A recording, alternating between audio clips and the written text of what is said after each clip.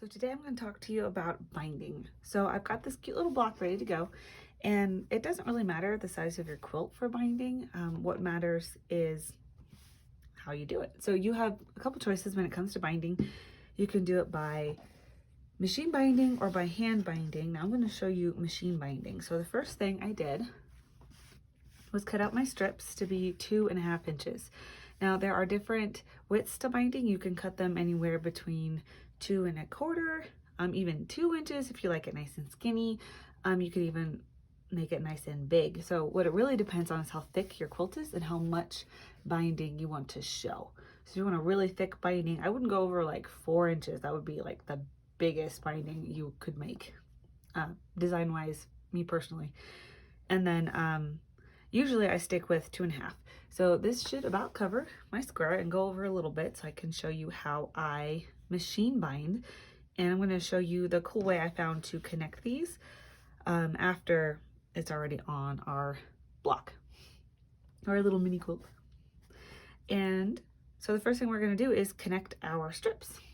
So to do that, I'll take this over to the machine and I'll take the camera over there in just a minute. I'm going to use some dark orange thread just so you can see it better on here, because I don't mind if it shows on this, because this was a practice block, so I figured it'd be great for our little binding video.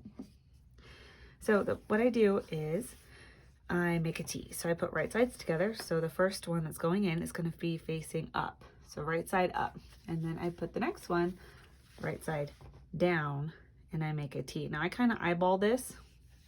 As you know, I don't like pins, so I will go ahead and stitch from corner to corner, from here to here, where the strips meet diagonally. Now, my rule for this, to remember which way to stitch, because this is the wrong way. If you stitch this way, it'll come out like a T, and that will not be what we want. If you stitch the correct way, this way, it'll unfold and make a strip, and that's what we want. So the way I remember it is, if it's too easy to stitch on your machine, you're doing it wrong. It should be kind of awkward to get in there and lay flat, because this is going to bulge up, and you'll see it in just a minute on the machine. So there. So we do that, and then I'm going to show you this again on the machine, but I figure it might be easier to see here. I pull this strip out after I sew it down. So it sews down. I pull the top strip out and flip, and that will be my new top. And I cross over, right sides together, and I shift it, and like I said, if it's too easy, you're doing it wrong. I'm going to shift it this way and stitch along that corner to corner where that meets, and that'll end up as a strip. Now if you're not sure which way to stitch, you can always use those pins to check. So let me reverse this, get that little one out of the way. So here's our little T. I call it T even though it's more just like a cross. I had to find my pins. So you can always pin where you're going to stitch, which from here I'm going to stitch from here to here, so the line would be going through here, and then unfold to make sure that it's going to make a strip, and it will. So that's another way to test that out. As that was something I was always confused about in the beginning when I first started binding my own quilts, was to figure out which way it started and then how to keep going. So then I again pull the top, flip, and that's my new top, and add the next one, right sides together, stitch again from corner to corner. So I'm going to show you that. And line this up where we make a T.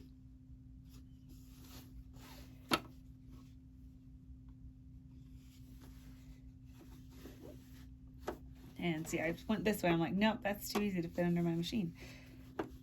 Oops. So I pinning is helpful. There we go. Turn. And we're going to stitch from where the strips meet, from corner to corner.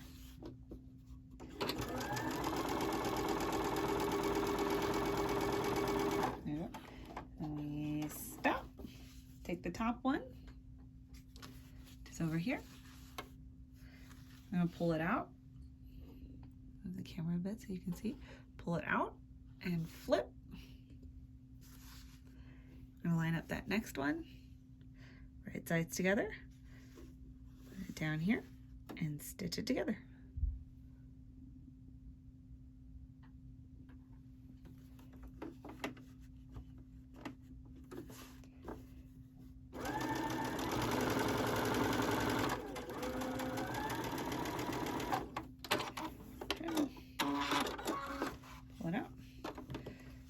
thread in here. We have our continuous bias strip. Okay. Now from here, I'm gonna go ahead and adjust the camera, turn it down. Just gonna grab my scissors. Now you can use a rotary cutter for this point. If you like, you can always take a ruler, line it up to make sure you got that 1/4 inch. I'm just gonna snip it. So I don't mind my binding being a little wonky. Like you can see, it kind of looks like a smiley face, just slightly. And that's all gonna be inside the binding. So having just a more efficient binding is better for me than having it perfect. Like I said, finished is always better than perfect. So there we go. We're trimmed. So I'm just gonna go ahead and press this. I usually press them open, and that will help with the bulk in the seam. So I'll press this open, and we'll press them in half, like this. So you put wrong sides together. So on both sides of this strip, you should see the pretty fabric on both sides. So I'm gonna go ahead and press that, and we'll get back to you.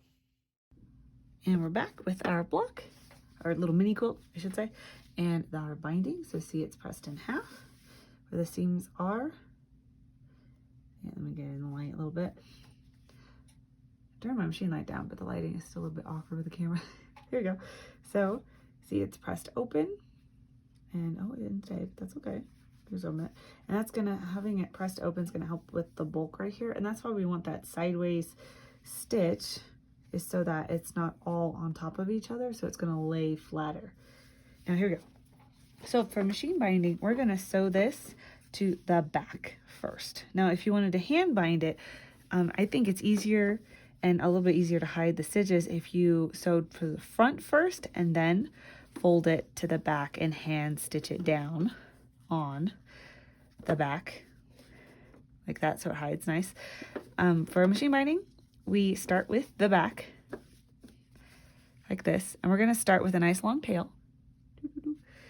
If it was a larger quilt, I usually leave about 6 inches. That way I have a lot of wiggle room inside my throat with the extra fabric for the binding. This one's pretty small, so I'm just going to leave about like that much. I'm going to start right here next to the corner. On a larger quilt, imagine this being like a throw size. I would probably start, so instead of starting down here with this little square, I would start somewhere about here, and then so down all the way around. And then when I got close, I'll stop about about 8 inches away. On a larger quilt, on this one, I'm going to stop because this one is really small. I'm going to stop here and here. That way both corners are covered, and I have a lot of extra here to combine our binding strip. So here we go. I'm going to go ahead and stitch that down. So I'm going to stitch the first corner for you, and maybe the second, just so that you can see it really well. But let me see if I can zoom in. Here we are. Okay, I think it's going to stay. So I'm kind of hugging the camera, so this might be a little bit awkward. So here we go. I'm going to start. So I do a 1/4 inch seam. You can see my little 4 for my 1/4 inch. And I'm going to stop about a 1/4 inch away from the edge and do a 45-degree angle off the edge. So I go forward, back, stop, needle down, pivot, sew off, cut the thread. And on the corner, I'm just going to show you this dramatically. Flip it up. See that corner there? Put my finger in, fold it over the finger so it lines up straight with the next side. And then I flatten it out. So it kind of creates this little hood. There we go. And then I start from the edge, 1/4 inch away. I'm going to start on the edge and sew straight down.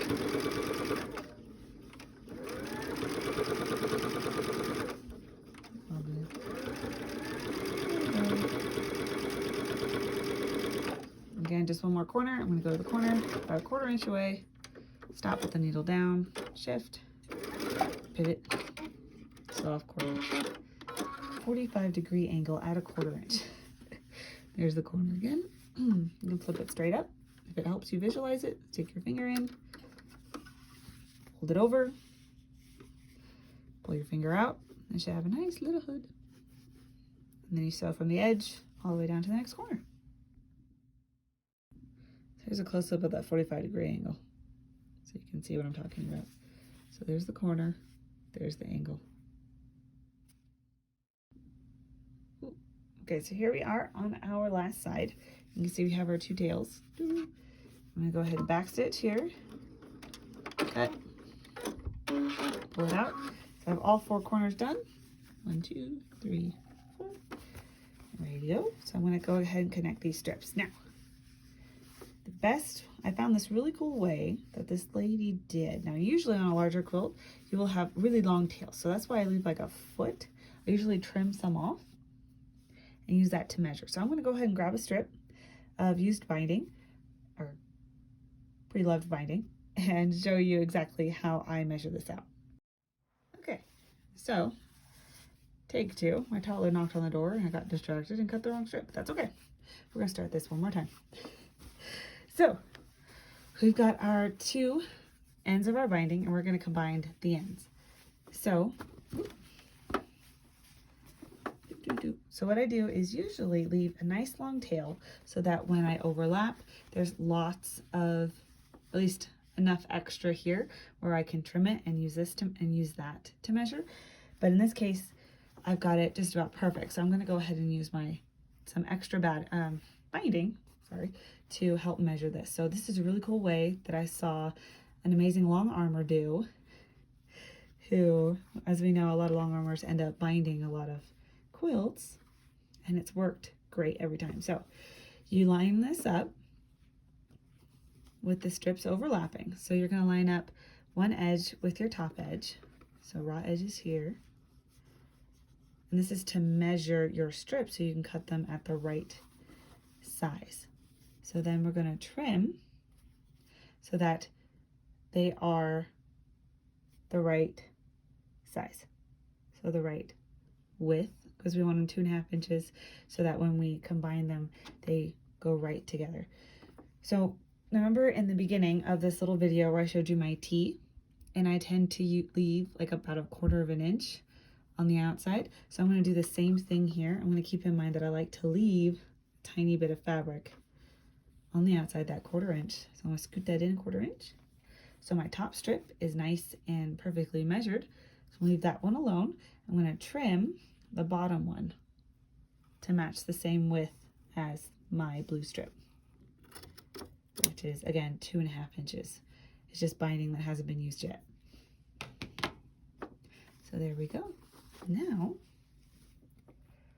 our strip right here, these 2 strips should be the same width as they are, at same length as they are, the same width. So I'm going to put these, I'm going to open them up and put them right sides together. Oh, my little ouchie is making this hard. Okay, fixed my owie. Our strips are the right length as they are width, the same length as they are width. So we're going to go ahead and line these up. Now it opens. Right sides together. And we're going to stitch from corner to corner. Now remember, I left about 1/4 inch, so I'm going to leave a 1/4 inch here. Now if you line your blue, what I represented as the blue strip, up right on the edge to edge of those 2 raw edge strips, then you would put your strips right sides together, edge to edge, just like this. Like this. Where this edge lines up and that edge lines up. So it's a little bit awkward. You got to kind of finagle it, but once you get it, it's going to line up great. So I always leave, like I said, a little bit extra. So I'm going to go ahead and measure that out. It's about like that. Now I usually fold the quilt, even a bigger one. I usually end up folding it just to kind of help these stay together. Now this would be the only time I would really count on pins. As you know, I don't pin a lot. And this is actually laying down really nice for me. But if yours is not, you can grab a few pins and you can pin it I usually pin where I'm going to sew. So it's going to sew right through here. So I'm going to pin it there, the top, and another pin near the bottom.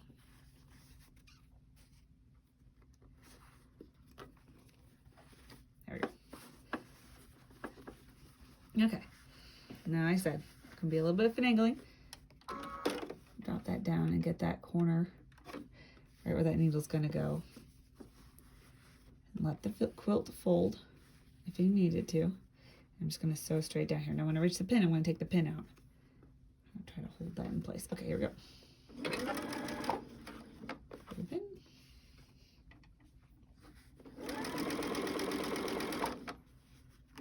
Hold the pin.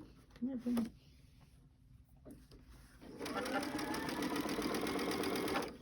Here we go. Now when you fold it, or you pull it out and you just tug on the sides and it'll lay down where it's supposed to. So before it can completely lay down, we're going to trim this off.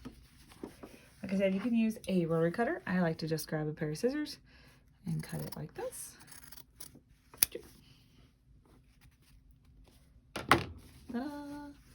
Fold it under where it's going to lay, and then you're going to press it one more time. Okay, so here we are with it pressed. See, so the inside lays neater, lays right next to the edge of that quilt, a little mini quilt. I'm going to line it up on the edge, and yeah, I'm going to stitch it down. There. So go back to where I started, back, stitch, and go all the way down to the next where I started.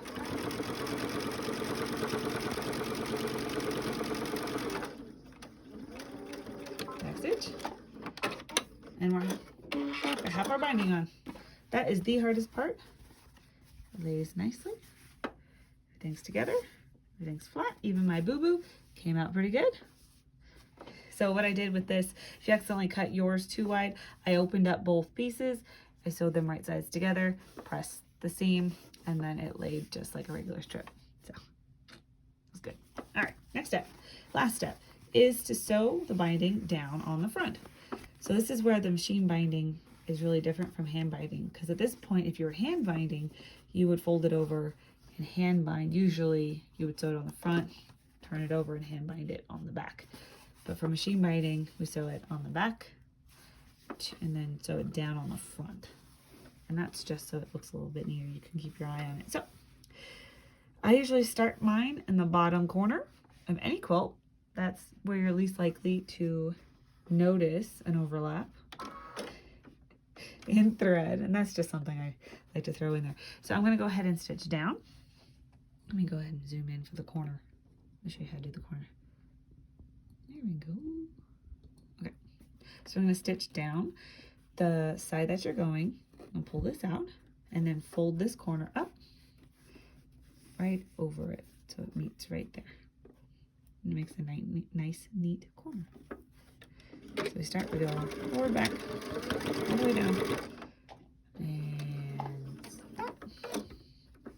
I lift it up so I can fold that corner right under the pressure foot, go down, and then I go over about 2 or 3 stitches depending on where it meets. If it meets exactly like that one did, I'm pretty happy with that. Go ahead and lift up the pressure foot pivot with the needle down, drop that pressure foot, and keep going.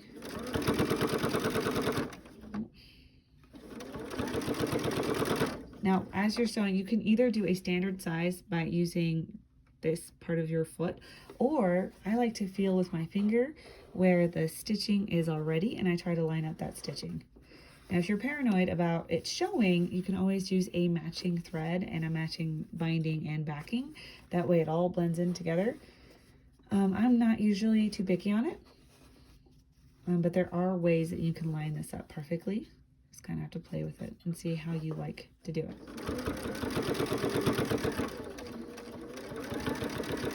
So I'm one, if the front looks good, I'm good with the back.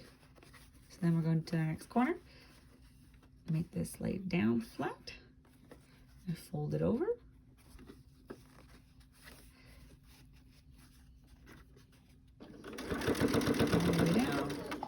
2 or 3 stitches over, pivot.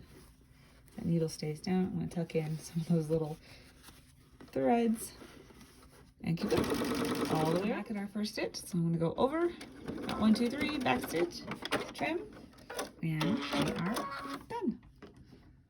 That is machine binding. Now this block is not straight, just so you know, but here it is. Oh, let me back this up. Ooh.